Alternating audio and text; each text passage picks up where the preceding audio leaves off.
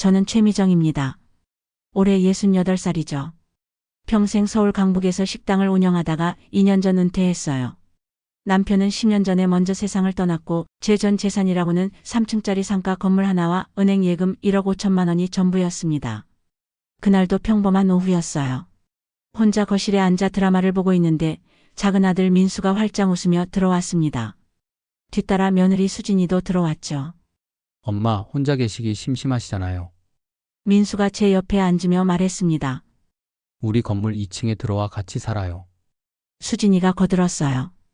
어머니, 저희가 모실게요. 혼자 계시니까 걱정되거든요. 저는 깜짝 놀랐습니다. 사실 혼자 사는 것이 외로웠거든요. 남편이 떠난 후로 집은 너무 조용했고 가끔은 하루 종일 아무하고도 말을 하지 않는 날이 있었어요. 정말이야? 저는 민수의 손을 잡으며 물었습니다. 물론이죠. 어머니가 건물 관리하시는 것도 힘드시잖아요. 수진이가 환하게 웃었어요. 민수가 고개를 끄덕였습니다. 세입자들 문제 생기면 엄마 혼자 처리하기 어려우실 거예요. 그때만 해도 정말 순수한 마음으로 저를 걱정해 주는 줄 알았어요. 다음 달이 어떠세요? 수진이가 말했습니다. 저희가 2층 인테리어 새로 해드릴게요. 민수가 제 어깨를 두드렸어요. 엄마 이제 외롭지 않으실 거예요. 그 순간 제 마음은 정말 따뜻했습니다. 나이 들어서도 자식들이 이렇게 챙겨주다니. 하지만 그때의 저는 몰랐죠. 그 따뜻한 제안 뒤에 숨겨진 진짜 의도를 말입니다. 이사 온 지 4개월이 흘렀습니다. 처음 한 달은 정말 좋았어요. 민수와 수진이가 제게 잘해줬거든요. 아침마다 커피도 끓여주고 저녁엔 함께 드라마도 봤죠. 그런데 언제부터인가 분위기가 미묘하게 바뀌기 시작했어요. 그날 밤도 그랬습니다. 시계를 보니 10시가 넘어 있었어요. 목이 말라서 물을 마시러 부엌으로 나왔는데 거실에서 민수와 수진이가 작은 목소리로 뭔가 이야기하고 있었습니다.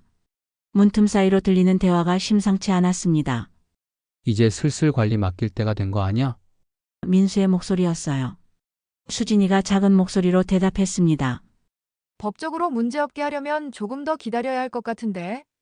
저는 부엌 입구에서 멈춰 섰습니다. 관리라니. 무슨 관리를 말하는 거죠? 조금만 더 참아. 너무 성급하게 하면 의심받을 수 있어. 수진이의 목소리가 더 작아졌어요. 저는 심장이 두근거렸어요. 무슨 얘기를 하는 건지 정확히 알 수는 없었지만 왠지 불안한 기분이 들었거든요. 물을 마시고 방으로 돌아왔지만 잠이 오지 않았어요. 자꾸만 그 대화가 머릿속에 맴돌았거든요. 며칠이 지나면서 민수와 수진이의 행동이 더욱 이상해졌습니다. 특히 민수가 제게 하는 질문들이 묘했어요. 엄마 오늘이 며칠이에요? 아침 식사를 하는데 민수가 갑자기 물었습니다. 8월 15일이지 왜? 아 그냥요. 민수가 수진이와 눈을 마주쳤습니다. 요즘 어르신들이 날짜를 자주 까먹으신다고 해서요. 수진이가 거들었어요. 어머니, 요즘 깜빡깜빡 하시는 것 같아요. 어제도 같은 질문을 3번이나 하셨잖아요. 저는 어리둥절했습니다. 같은 질문을 3번이나 했다고요? 전혀 기억나지 않았어요. 내가 언제 같은 질문을 3번이나 했다고? 저는 반박했습니다. 민수가 안쓰러운 표정을 지었어요. 엄마 기억 안 나세요? 저녁 메뉴 뭐 할지 계속 물어보셨어요. 갑자기 제 기억력을 의심하게 됐습니다. 나이가 들면서 깜빡깜빡하는 게 늘어나긴 했지만 같은 질문을 3번씩 할 정도는 아니었거든요. 그런 일이 하루 걸러 하루씩 반복됐습니다. 민수는 계속해서 제게 날짜를 물어봤고 수진이는 제가 깜빡한다고 말했어요. 엄마 정신건강의학과도 한번 가보시는 게 어떨까요? 어느 날 민수가 조심스럽게 말했어요. 제 심장이 철렁했습니다. 왜 갑자기 그런 소리를 해? 요즘 기억력이 많이 떨어지신 것 같아서요. 수진이가 걱정스러운 표정으로 말했습니다. 저는 화가 났습니다. 내가 언제 기억력이 떨어졌다고 그래? 멀쩡한 사람을 병원에 보내려고 해? 엄마 화내지 마세요. 그냥 건강검진 차원에서요. 요즘 치매 예방이 중요하다고 하잖아요. 치매라는 단어를 듣는 순간 등골이 오싹했습니다. 설마 민수와 수진이가 저를 치매 환자로 만들려고 하는 건 아니겠죠. 하지만 불안감은 계속 커져갔습니다. 하루에도 몇 번씩 같은 질문을 받고 계속해서 깜빡한다는 말을 들으니까 정말로 제가 문제가 있는 건 아닌가 하는 의심이 들기 시작했어요. 이상한 일들이 계속 이어지던 어느 날 결정적인 순간이 왔습니다. 저는 베란다에서 화분에 물을 주고 있었는데 거실에서 수진이가 전화하는 소리가 들렸어요. 오빠, 그 건물만 넘어오면 우리 진짜 편해진다. 수진이의 목소리였습니다. 저는 화분을 든 채로 멈춰 섰어요. 건물이라니. 제 건물 얘기인가요? 전화기 너머에서 남자 목소리가 들렸습니다. 요즘 치매 진단 받는 거 어렵지 않대. 병원만 잘 선택하면 돼. 그 순간 제 손에서 화분이 떨어져 깨질 뻔했어요. 치매 진단이라니. 그래도 조심해야지. 너무 티나면 안 되잖아. 수진이가 작은 목소리로 말했습니다. 걱정 마, 나중에 후견인 신청하면 모든 재산 관리할 수 있어. 건물도 예금도 다. 그 목소리는 수진이 친정오빠 성일이었어요. 제 온몸에 소름이 돋았습니다. 후견인 신청이라니. 너네 시어머니가 의심하지 않냐? 성일이 물었습니다. 아직은 괜찮은 것 같아. 계속 같은 질문 반복해서 하고 기억력 테스트도 하고 있어. 수진이의 대답이 들렸어요. 그때 저는 깨달았습니다. 민수가 계속 제게 날짜를 묻고 수진이가 제가 깜빡한다고 말한 것들이 모두 계획된 일이었다는 걸요.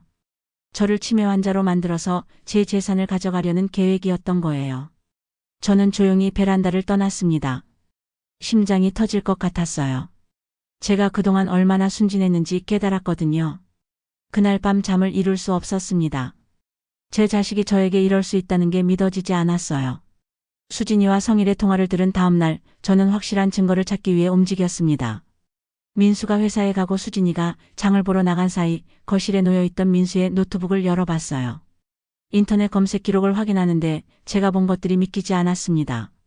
후견인 신청 절차, 치매 진단서 받는 방법, 상가, 건물명의 이전 방법 같은 검색어들이 빼곡히 적혀 있었거든요. 더 충격적인 건 검색한 날짜였어요. 제가 이사 오기 전부터 이런 검색을 했다는 뜻이었습니다. 처음부터 계획된 일이었던 거죠. 저는 노트북을 끄고 소파에 주저앉았어요. 온몸에 힘이 빠졌거든요. 그때 큰딸 미니에게 전화를 걸었어요. 혹시나 해서였죠. 미니야, 엄마야. 저는 떨리는 목소리로 말했습니다. 엄마, 웬일이세요?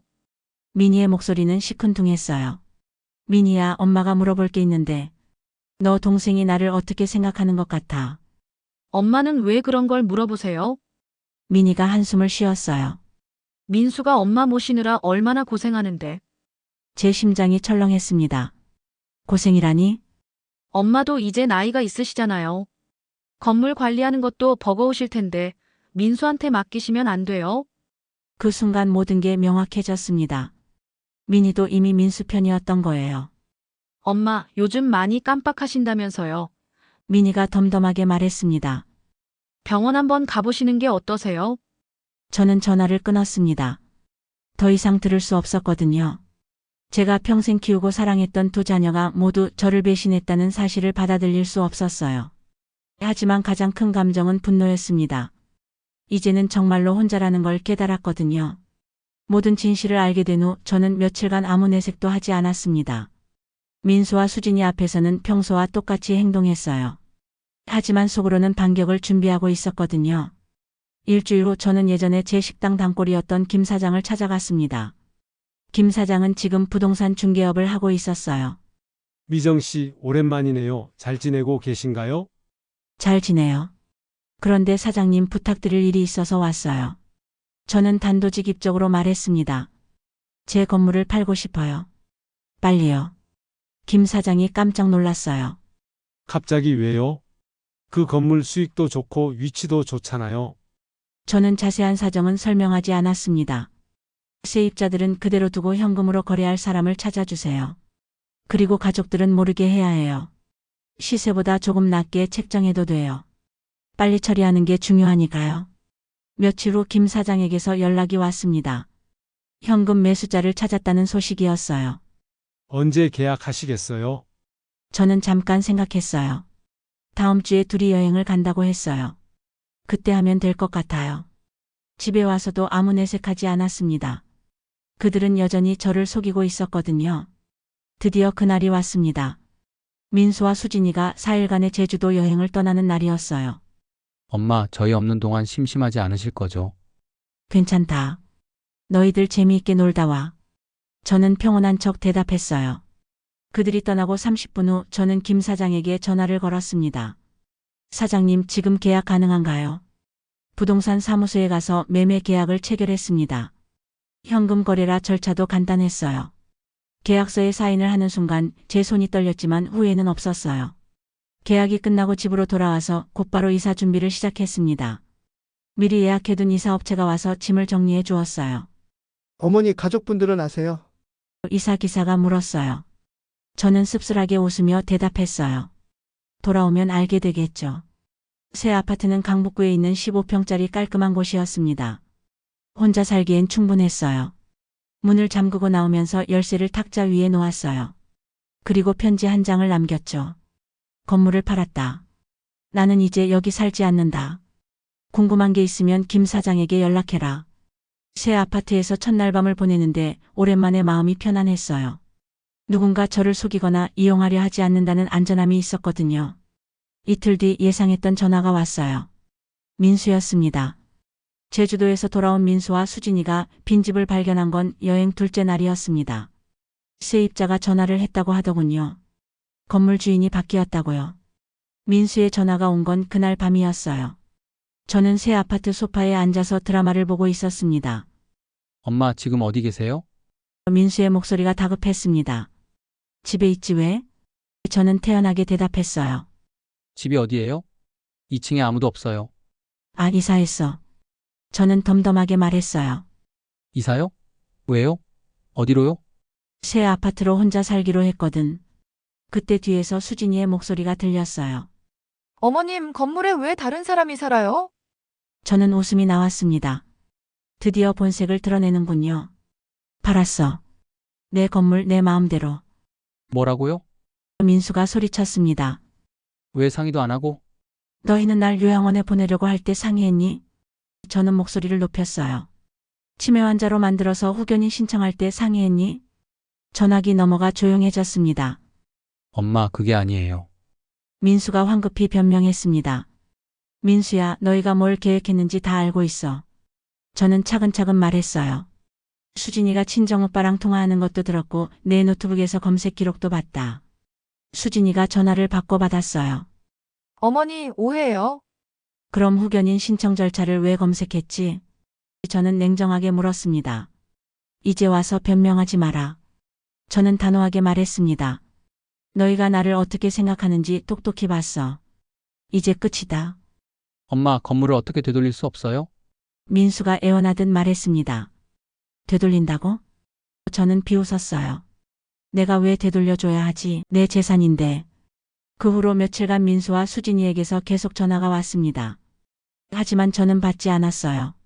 한 달 후에 들은 소식으로는 민수가 회사에서 이미지가 많이 타격을 받았다고 하더군요. 어머니를 속여서 재산을 가로채려 했다는 소문이 돌았다고 해요.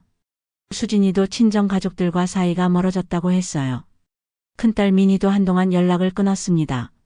자기도 공범이었다는 게 들통났으니까 부끄럽겠죠. 저는 새 아파트에서 정말 평화로운 나날을 보내고 있습니다. 아침에 일어나서 산책하고 오후엔 독서하고 저녁엔 드라마를 봐요.